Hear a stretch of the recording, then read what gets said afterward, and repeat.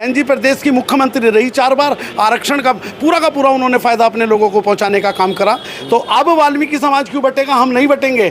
हम ना कल उनके थे ना आज उनके, ना उन्होंने हमें अपना माना, हमने तो उन्हें अपना माना। जन समाज के लिए नहीं, ये केवल अपने 2 समाज के लिए बात कर रही हैं कि मेरे समाज का भी हिस्सा बटेगा, वाल्मीकि समाज उसमें हिस्सेदारी करेगा, इनके IAS और PCS बनेंगे। वो उन्होंने भी धोखा किया, दूसरों ने भी धोखा किया। जब लगातार धोखे खाते रहे, ठोकरे खाते रहे, तो अब एक मन हो गया कि हम भी अपना लीडर बनाएंगे, हम भी अपने विधायक भेजेंगे। हम अपनी बिरादरी से तन मन धन से कहेंगे कि हम सपोर्ट करें और वर्गीकरण के खिलाफ हम अपने आदमी वहां अपने पक्ष में अपने वकील को खड़ा करेंगे। जो लोग वहां दलीलें पेश करेंगे उन दलीलों का जवाब हमारे वकील साहब देंगे। अब वाल्मीकि समाज संगठित हो रहा है। वाल्मीकि समाज पर्दे के पीछे से पूरी तैयारी करके एकदम से रोड पे आएगा और रोड पे आने के बाद वो बता देगा कि हम चाहते क्या हैं। अब अन्याय कतई बर्दाश्त नहीं होगा। बहुत सह लिया हमने, बहुत दुख दर्द सह लिया हमने। अब ना हम अपने बच्चों को भूखे मरने देंगे, ना आरक्षण, वो अपने बच्चों का आरक्षण जो है उसका हक किसी और को कतई खाने नहीं देंगे। लाठी खाएंगे, डंडे खाएंगे, आरक्षण को लागू करा के रहेंगे, प्रदेश सरकार से भी और केंद्र सरकार से भी।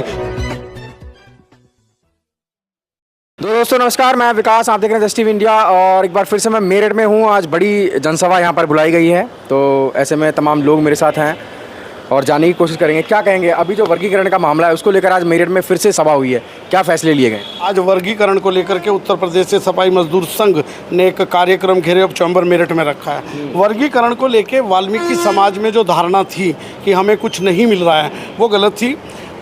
जो लोग वर्गीकरण का फ़ायदा उठा रहे थे आज उसका वो लोग विरोध कर रहे हैं। विरोध इसलिए कर रहे हैं कि वाल्मीकि कम्युनिटी अब पूर्ण रूप से जागरूक होगी, वो अपने हक और अधिकार की बात करती है, उनके बच्चे शिक्षित हैं। क्योंकि दूसरे लोग ये कहते हैं कि आप पढ़े लिखे नहीं हैं, वर्गीकरण का आपको क्या ज़रूरत है, कोई फ़ायदा नहीं, आप झाड़ू चलाएं। मैं कहता हूँ वाल्मीकि समाज का आज 80% बच्चा पढ़ रहा है, वो इंजीनियर है, डॉक्टर है और मेहनत कर रहा है। वर्गीकरण होगा, हमारा फ़ायदा होगा। उस वर्गीकरण में जो लोग विरोध कर रहे हैं वो गलत तरीके का विरोध कर रहे हैं। दोस्तों, मैं अपने समाज से यही कहना चाहूँगा कि माननीय सुप्रीम कोर्ट की 7 पीठ ने जो फैसला 1-6 से दिया है उसे हम स्वीकार करते हैं और उनका साधुवाद करते हैं सभी का, कि साधुवाद है आप लोगों को कि आपने देर से सही एक अच्छा निर्णय वाल्मीकि कम्युनिटी के लिए, वंचित समाज के लिए लिया है। वाल्मीकि कम्युनिटी अपने हक के लिए इस वर्गीकरण को अस्थायी रूप से लागू करवाने के लिए केंद्र सरकार से और प्रदेश सरकार से संगठनों के माध्यम से अपील कर रही है। और हम तब तक चैन से नहीं बैठेंगे जब तक केंद्र एवं प्रदेश की सरकार वर्गीकरण को पूर्ण रूप से लागू ना कर दे। लेकिन मायावती ने अभी फरीदाबाद की मीटिंग में फिर से विरोध किया है। उन्होंने बोला ये जो वर्गीकरण है इससे कहीं ना कहीं समाज बटेगा, आरक्षण खत्म कर देंगे ये लोग। बीजेपी और कांग्रेस की ये चाल है, RSS की चाल है, इसको कैसे देख रहे हैं? मैं मायावती जी की बात से और या चंद्रशेखर की बात से कतई भी सहमत नहीं हूँ। हम बटेंगे कहाँ, हम तो बटे ही नहीं है भाई। ये फैसला आया है, जैसे फैसला हम स्वीकार कर रहे ऐसा फैसला वह लोग भी स्वीकार करें। क्या जाटव समाज जो इतने सारे IAS PCS हैं वो आरक्षण के दम पे ही तो हैं। आज वाल्मीकि कम्युनिटी को अगर वो मिलने जा रहा है तो फिर इसका विरोध क्यों?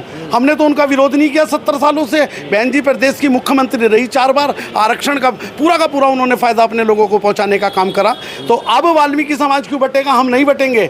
हम ना कल उनके थे ना आज उनके, ना उन्होंने हमें अपना माना, हमने तो उन्हें अपना माना। बहुजनों की इतनी बड़ी नेता आप ऐसे बोल रहे हैं? कैसे माने? उन्होंने हमें मानना ही नहीं, वाल्मीकि समाज को तो मानना नहीं। बहन जी ने केवल 2 समाज को अपना मानना, एक चमार समाज को और एक जाटव समाज को। वाल्मीकि कम्युनिटी को अपना नहीं माना। अगर बहन जी वाल्मीकि कम्युनिटी को अपना मानती तो प्रदेश की जो हरियाणा और पंजाब में जो आरक्षण पहले से लागू था वो चाहती मुखिया होते हुए लागू कर सकती थी। क्यों नहीं किया? क्यों नहीं स्लेब बनाया? वाल्मीकि समाज 2004 से लगातार उत्तर प्रदेश में आरक्षण की मांग करता रहा है। अलग स्लेब बना के दे दीजिए, अलग स्लेब बना के दीजिए। तब उन्होंने स्लेब नहीं बनाया, हमें दिया नहीं। तो फिर वाल्मीकि कम्युनिटी के बुद्धिजीवी वर्ग वहाँ गए सुप्रीम कोर्ट में, उन्होंने अपने वकील हायर करे, वो पीठ ने उसे सुना। हमारा फैसला नहीं है, ये सर्वोच्चतम न्यायालय का फैसला है, इसका सभी को पालन करना होगा। वाल्मीकि समाज इसका पालन करेगा। कह रहे जो जज हैं वो सारे मनुवादी जज हैं। ऐसी कमाल की बात है।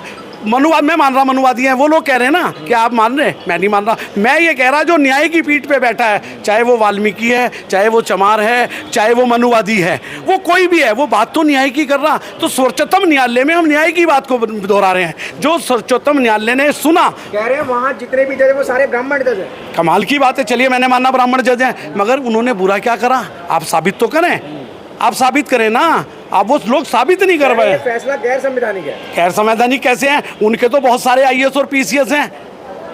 जाटव समाज के तो बहुत सारे आईएएस और पीसीएस हैं, चमार समाज के। तो गैर संवैधानिक कहाँ से हुआ? न्याय की रोशनी में फैसला हुआ। वाल्मीकि समाज और वंचित समाज के लोगों के लिए फैसला हुआ। मायावती इतनी बड़ी लीडर है, 4 बार की मुख्यमंत्री रही है, वो ऐसे विरोध कर रही है। विरोध कर रही है कुछ तो गलत होगा। ना ना ना, बहुजन समाज के लिए नहीं, ये केवल अपने 2 समाज के लिए बात कर रही हैं कि मेरे समाज का भी हिस्सा बटेगा, वाल्मीकि समाज उसमें हिस्सेदारी करेगा, इनके आईएएस और पीसीएस बनेंगे। वो तो जो महिला हमें ग्राम पंचायत में नौकरी नहीं दे सकती, वो हमें यहाँ कहाँ ग्रहण कर लेगी? वो कैसे चाहेगी कि आरक्षण में वाल्मीकि समाज को अच्छा स्लेब मिल जाए, इनके बच्चे पढ़ लिख के आगे आ जाएं? और जो हमारे वाल्मीकि समाज के लोग इस समय लगे हुए हैं, एसडीएम लगे हुए, नायब तहसीलदार लगे हैं, तहसीलदार लगे हैं, वो भी तो आएंगे उस श्रेणी में। ये डर है जब ये आएंगे, ये अभी चैन से नहीं बैठ रहे। इन्होंने 25 साल मेहनत करके इसे पाया। अगर ये स्थापित हो गए तो आने वाली जो दलितों की सरकार बनने जो पहले बनती थी ना, और वो वाल्मीकि कम्युनिटी के लोगों की सरकार बनेगी। उनके विधायक एक राष्ट्रीय नेता नहीं दे पाए, आप सरकार बनाने की बात कर रहे ऐसी बात कर रहे हैं। राष्ट्रीय नेता क्यों नहीं दे पाए हम लोग? बहन जी कौन है? कौन है? वोट दिया। वाल्मीकि नेता कहाँ है सर? अरे क्या बात कर रहे हैं? अनूप वाल्मीकि दरिया तो बिछाई है ना वाल्मीकि समाज ने। बिल्कुल बिछेगी। दरिया कांग्रेस की बिछाई, बीजेपी की बिछाई, बीएसपी की बिछाई। अब देखिए, आपकी बात का ही जवाब दे रहा हूँ। वाल्मीकि समाज क्योंकि एक भोला भाला समाज था, और उस समय आप भोले वाले हो गए आप लोग। नहीं, उस समय भोला भाला समाज था, जागरूक नहीं था, अनपढ़ था, और हम लोगों के पास इतने रोजगार और संसाधन नहीं थे। आज वाल्मीकि समाज अरे जागरूक। भोला वाला कैसे? दीना वाना जी ने काशीराम जी को चार्ज कर दिया। देखिए, दीना वाना वाल्मीकि समाज के साथ वाल्मीकि जी के लिए क्या किया? बहन जी ने क्या किया? उन्हें वहाँ 4x4 की कोठरी में बिठा दिया, दिल्ली में, तिलकनगर में। बिल्कुल वहीं बिठा के रख दिया। और वो बेचारे आज अपनी मेडिसिन और दवाई के लिए भी वंचित है, परेशान हैं वो लोग। तो ऐसे कैसे हम मान लें? अगर दीनावाना वाल्मीकि जी ना होते तो प्रदेश की मुख्यमंत्री बनने का सौभाग्य प्राप्त ना होता। समाज को एक भी टिकट दिया है मायावती जी ने टिकट देने की बात क्या है? वो जो आएगा वो तो धोखा करता है। उन्होंने भी धोखा किया, दूसरों ने भी धोखा किया। जब लगातार धोखे खाते रहे, ठोकरे खाते रहे, तो अब एक मन हो गया कि हम भी अपना लीडर बनाएंगे, हम भी अपने विधायक भेजेंगे। कौन है लीडर? हमारे लीडर क्या, हमारे यहाँ मेरठ में मनोटिया जी को मानते हैं। राष्ट्रीय चेहरा है कोई? राष्ट्रीय चेहरा अनूप वाल्मीकि जी हमारे सांसद। हम चाहते हैं कि वो पार्टी का त्याग करें, पार्टी का परित्याग करें, वो पार्टी में न रह के अपने आप को कम्युनिटी के बीच में लाएं, और कम्युनिटी उनके साथ चलेगी। क्योंकि आप अभी देखिए, मेरे सहारनपुर से एक व्यक्ति नगीना में आके वर्गीकरण में तो रिव्यू पिटीशन भी दाखिल हो गई। हाँ, तो हम भी वहाँ अपना वकील खड़ा करेंगे, हम भी करेंगे। यही तो है कि हम भी अपना वकील खड़ा करेंगे, और मजबूत वकील वहाँ खड़ा करेंगे। इसलिए करेंगे कि जो लोग उसका विरोध कर रहे हैं, हमें तो अंदर जाने नहीं दिया जाएगा सर्वोच्चतम न्यायालय में, तो वहाँ कौन करेगा? हमारी पैरवी हमारा वकील करेगा। हम अपनी बिरादरी से तन मन धन से कहेंगे कि हम सपोर्ट करें, और वर्गीकरण के खिलाफ हम अपने आदमी वहाँ अपने पक्ष में अपने वकील को खड़ा करेंगे। जो लोग वहाँ दलीलें पेश करेंगे, उन दलीलों का जवाब हमारे वकील साहब देंगे। और यकीन मानिए, ये तो इस बार 1-6 से आया, अगली बार अगर 9 सदस्यों की जूरी बैठी, 11 सदस्यों की जूरी बैठी, तो हमें भारत के संविधान पे भरोसा है, भारत की न्यायपालिका पे भरोसा है। हमें पूर्ण विश्वास है कि इस बार ये 100% जूरी का फैसला आएगा, और फिर देखेंगे कि कौन लोग इसका विरोध करेंगे। तो हमारे साथ बबल किशोर हैं, डिस्ट्रिक्ट शाहजहाँपुर से। क्या कहेंगे, क्या लग रहा है उत्तर प्रदेश में अब चल रहा है इस समय? उत्तर प्रदेश में जो वर्गीकरण का मुद्दा जो चल रहा है, जो बहुत गंभीर विषय है, और जहाँ तक ये जो चल रहा है, मेरे हिसाब से ये पूरा एक षड्यंत्र है रचा हुआ, समाज को तोड़ने का, समाज को अलग करने का। हम एक मुट्ठी हैं, ठीक है, न्याय का जो फैसला है हमें उसे स्वीकार करना चाहिए। और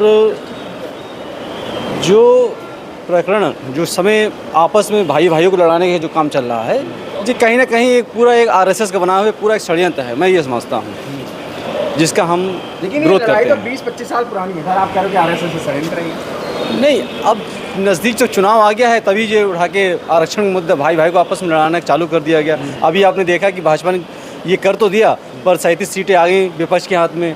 वहाँ से उनके जहाँ 400 का नारा दे रहे थे, अब 200-250 में निपट गए। अब के आने वाले समय में वो कतई निपट जाएंगे। देखिए, ये सफाई कर्मचारी हैं, ये मंदिर पे भी सफाई करते हैं, मस्जिद के सामने भी करते हैं, गुरुद्वारा के सामने। तो वर्गीकरण की लड़ाई कैसी रहेगी? वर्गीकरण की लड़ाई ये जो है अभी गोलमाल, जब तक हम लोग इसका पूरा पढ़ नहीं लेंगे है क्या। जैसे समान कार्य समान का भी आदेश सुप्रीम कोर्ट ने दिया, अभी तक नहीं लागू हुआ, तो ये वर्गीकरण का भी नहीं लागू करेंगे। ये सरकार कर्मचारियों के हित में नहीं है जी। जैसे ये सफाई करते हैं, यही कर्मचारी इस सरकार का भी सफाया कर देंगे। वर्गीकरण को अपने पक्ष में लाएंगे। आपने अभी एक सवाल किया कि वर्गीकरण के लिए चल क्या रहा है। अब वाल्मीकि समाज संगठित हो रहा है। वाल्मीकि समाज पर्दे के पीछे से पूरी तैयारी करके एकदम से रोड पे आएगा और रोड पे आने के बाद वो बता देगा कि हम चाहते क्या हैं। अब अन्याय कतई बर्दाश्त नहीं होगा। बहुत सह लिया हमने, बहुत दुख दर्द सह लिए हमने। अब ना हम अपने बच्चों को भूखे मरने देंगे, ना आरक्षण, वो अपने बच्चों का आरक्षण जो है उसका हक किसी और को कतई खाने नहीं देंगे। लाठी खाएंगे, डंडे खाएंगे, आरक्षण को लागू करा के रहेंगे, प्रदेश सरकार से भी और केंद्र सरकार से भी।